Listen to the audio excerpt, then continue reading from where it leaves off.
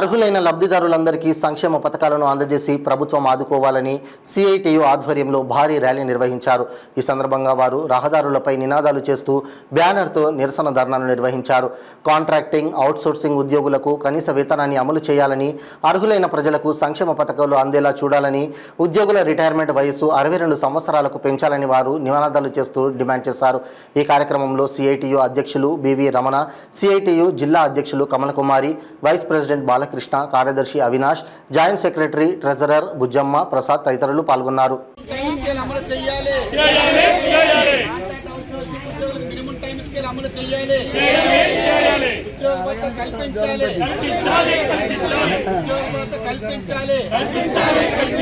సంక్షేమ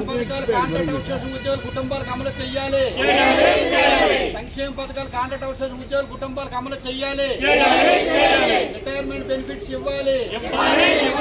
ఉద్యోగ భద్రత కల్పించాలి. కాంట్రాక్ట్ అవుట్సోర్సింగ్ ఉద్యోగులకు రిటైర్మెంట్ వయసు 62 సంవత్సరాలు పెంచాలి. రిటైర్మెంట్ వయసు 62 సంవత్సరాలు పెంచాలి. కాంట్రాక్ట్ అవుట్సోర్సింగ్ ఉద్యోగులు పెరుగుతున్న తలకనుక జీతాలు పెంచాలి. మినిమం టైం స్కేల్ అమలు చేయాలి. మినిమం టైం స్కేల్ అమలు చేయాలి.